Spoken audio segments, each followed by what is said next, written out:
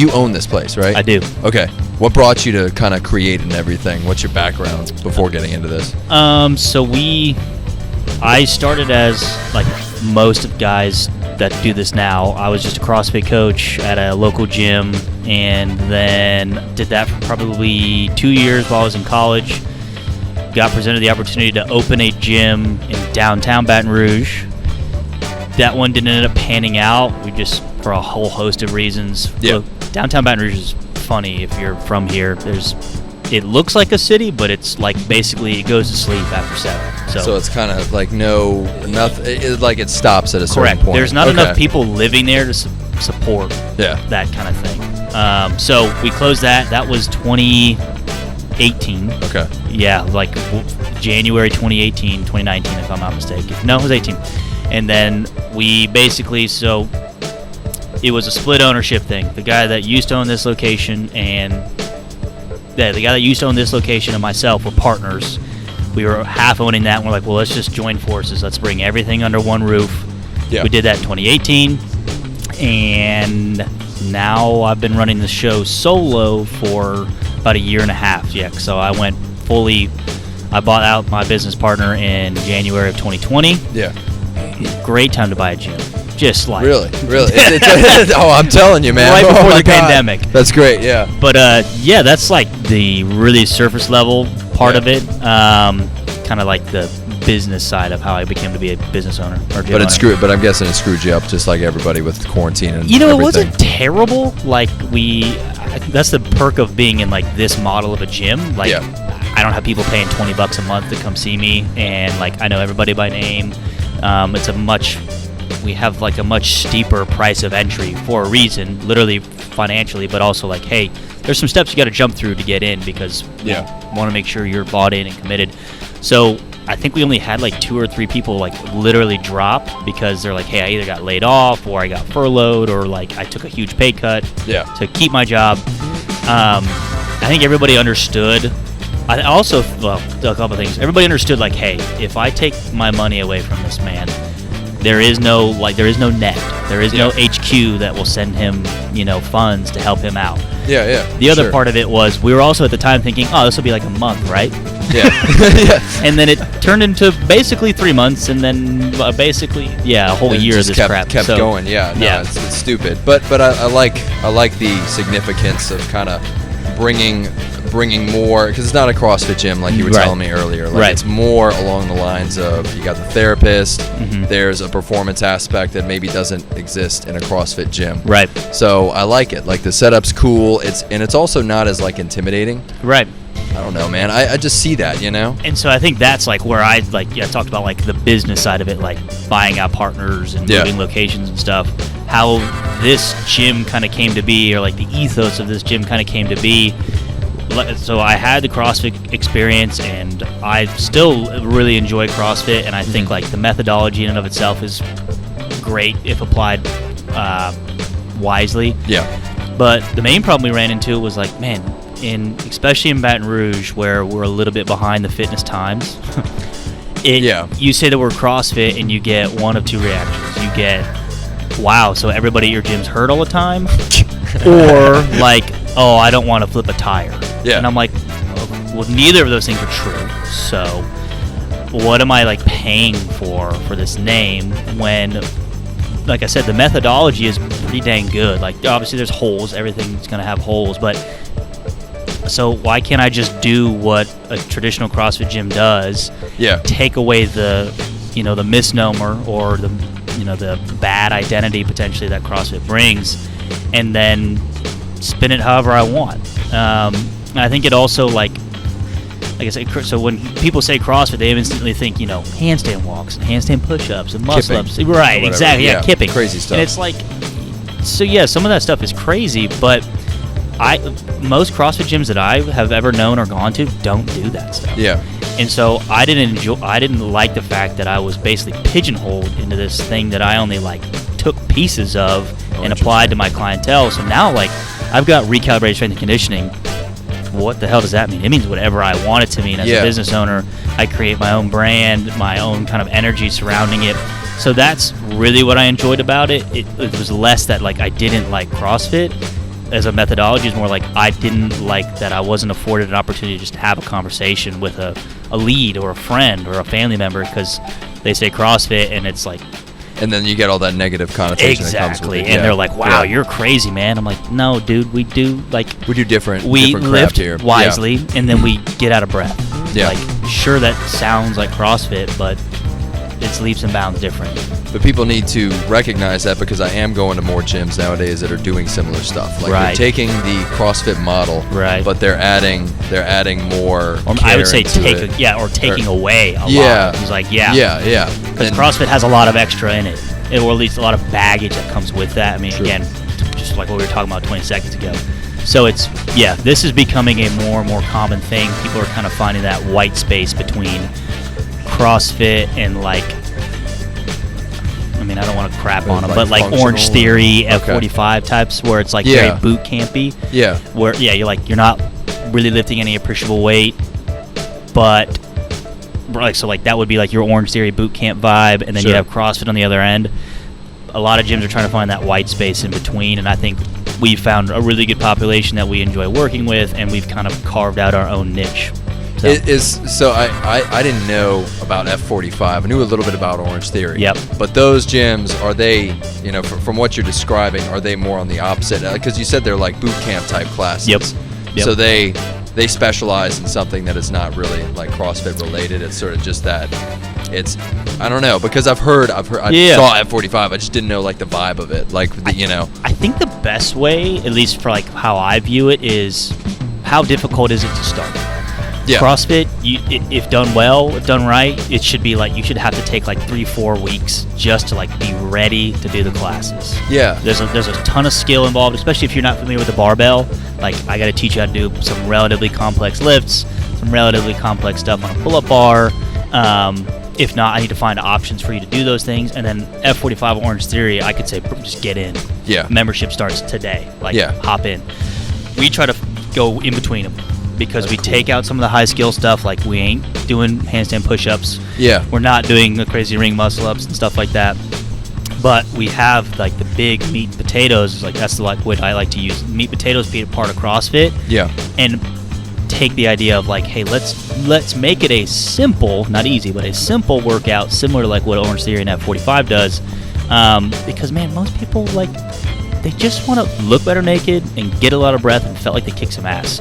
They don't need to get upside down or be doing some highly technical move like a squat snatch to do that. Especially like I said, the population that we've kind of carved out in Baton Rouge is like that working professional, typically like 30 to 45 years old, probably have kids, more than likely have a job. Yeah. And they're like, dude, I have an hour.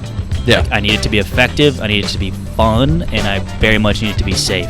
Yeah. Like, okay, cool. We can do all of that, and keep you coming back forever, hopefully. So. And I guess that's where you guys run into the having to keep the marketing make sense for people, because that's what you were saying earlier. It's like trying to get people to understand that it's not that is probably the big thing there. But do you feel like in the Baton Rouge area you guys are kind of special? Like in this area you do kind of, you're one of a kind in a sense? As far as I know, I think we're pretty unique as far as how we approach fitness. Yeah. I like just thinking about all the other models or the other fitness companies, your Iron Tribes, your Orange Theories, F45s, your CrossFit gyms that I know of. I think we're unique in the sense, not necessarily in like the program that we do, right? Yeah. Like that's the easy part. To be honest with you, like anybody can write a pretty decent workout. It's more like how we coach our clients and how we kind of, how do I want to say this? Basically like the application of fitness. So like it's the working out for our clients, the working out is a means to an end. Okay. Being like, all right, I have 2 kids and they play softball and baseball. Yeah. I want to be able, if I want to coach them, I want to be able to do that. If I want to jump in like a pickup game with them, I want to be able to do that. Yeah. As opposed to sometimes you get like fitness is the end goal, like very like CrossFit-esque. Like I just want to get better at squatting to get better at squatting. It's like, okay, that's cool. Don't get me wrong. Like I'm all for chasing numbers and performance within the gym. Mm-hmm. But man, if you're 35 and you've got little rugrats running around, you need to be able to keep up with them, just because that's what's more important, more so than what went up on the bar today. Yeah, so you're adding purpose to CrossFit. You're giving people purpose. Right. Yeah. And again, I think CrossFit does do that. It just sometimes gets lost in the like typical CrossFit ethos. So I think that's what makes us unique, is that like kind of, hey, this is a very much a long-term approach to it.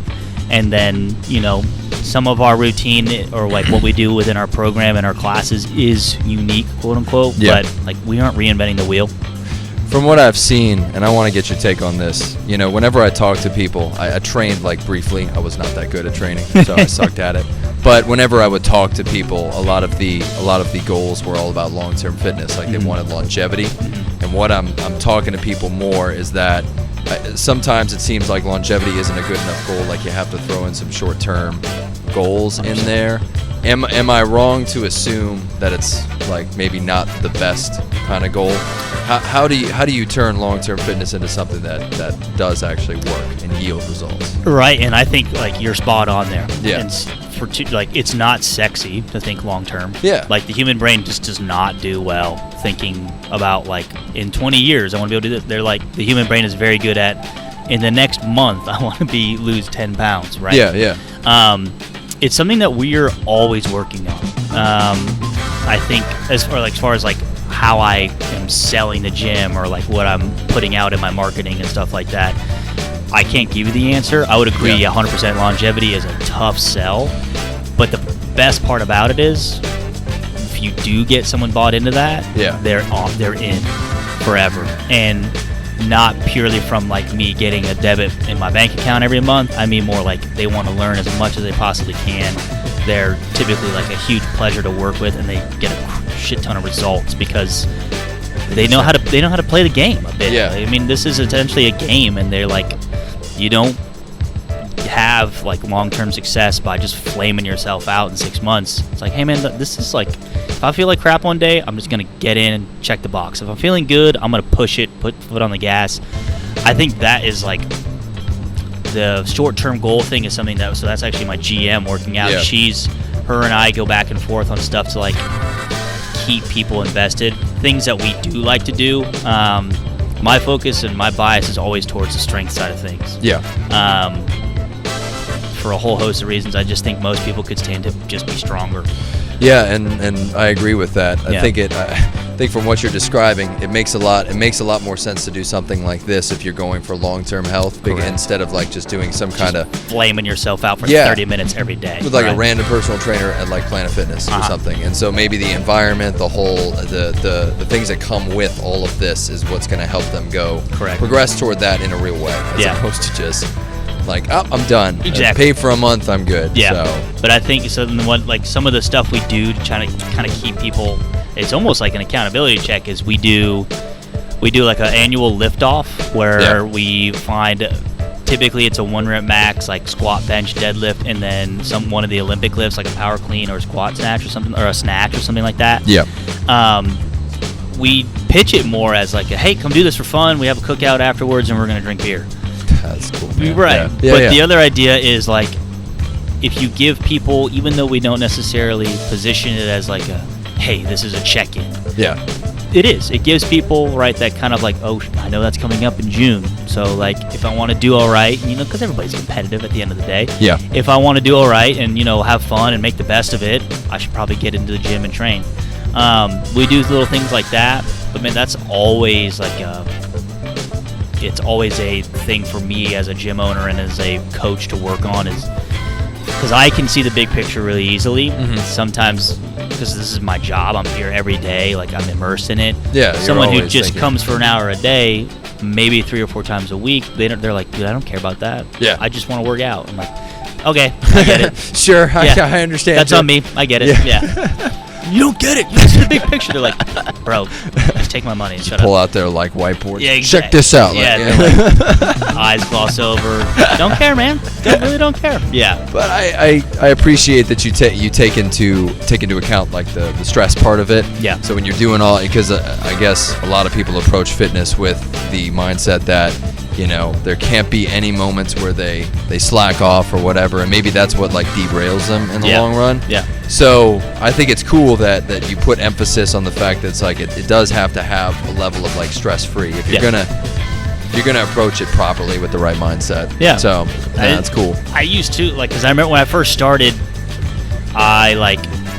so I would write all the programming out. I'm like, this is gonna be like the perfect program. You get super jacked, super fit, and then the results weren't always that great for your Gen Pop because exactly that reason. They're like, dude, I have a job. Yeah. Like I couldn't make it on Tuesday. I had 6 hours of meetings, and when I was done, I was exhausted, and I wanted to go home and have a drink. I'm like, well, I don't understand. Wait, it's like, dude, you have to understand, like, there's always going to be a human element of this. Yeah. And if your gym and your culture and your program can't handle that, then you need to find a different profession, because unless you're working with elite athletes who are getting paid to be there and paid millions of dollars at that, you just need to, like, chill the hell out and create an environment that's just welcoming and fun with a little bit of challenge to it. The human element. Right. Yeah, I mean, cool. Dude, like what you said. Yeah. That's cool. Yeah. It's huge. Yeah, and that applies to everything, I imagine. Any 100%. kind of training is that there's always have to be, and there has to be an understanding of those pitfalls. And dude, there's all going to be crap. bad days or days that just don't happen. So, 100%. Now, you guys staying here, you guys going to, like, expand at some point, you think? The goal is to try to find a different spot. I say the goal. That's my goal. Not a bad spot, actually. It's really, funny. dude. It's a good place. Really lucky because we have. I mean, we have this private drive, so we can run up and down that with minimal traffic. We have essentially 3 entrances. You can come from Blue Bonnet, you can come from Anselmo, you can come from Perkins. Yeah. Dude, and then we're relatively private in the sense that, like, we don't have to deal with, like, I know a lot of CrossFit functional style gyms deal with, like, hey, you're too loud, because, like, we're doing heavy deadlifts, so they're gonna be loud. We have loud music because we don't lift in silence. Yeah. That, or like a lot of gyms get complaints because they're running outside of their building, and, like, people don't want you running in front of, like, their restaurants and stuff. Yeah. So we don't have to deal with that, which we're super fortunate. But the problem is, so like I said, we have a physical therapist in-house whose practice is expanding rapidly. Yeah. I am getting more into, like, the youth performance side, so training middle school and high school athletes, and then we have a really big general population adult fitness program. Fitting all 3 of those under one roof is tough. Yeah. Especially as the youth athlete stuff starts to really explode. So there will come a point where we're going to be bursting at the seams, which is a great problem to have. We're always going to be in Baton Rouge and hopefully in this area, because if you're familiar, we have the hospital district right there. So we have Mercy, or Our Lady of the Lake. We have Baton Rouge General just down the road. We're close enough to the interstate where, like, if you're coming in from, like, the Exxon, which we have a good bit of those people, you can hop off and get right to us. We're close enough to, like, South Baton Rouge, which is where, like, a lot of typically the wealthier people in Baton Rouge live. Yeah. And then we're close enough to LSU to where we can get some of the students. So we're, like, this is a pretty, like, ideal paradisical spot for us. But I think in the future we will have a new roof over our heads. It's a good word, paradisical. Yeah, you like that? Man. That was very nice. nice. $5. That's that was a $5 cool. word. I right appreciated that. When you said that, I was like, I'm gonna find a way to fit that into my talks with people. There we go. That's a real paradisical spot you got there. You'll be like, hey. You'll be like, be like, can we get a how many syllables that was? Yeah. No, that's cool, man. Well, yeah, I think it's perfect. You're pretty centrally located. You're not gonna, you're just gonna keep attracting people. So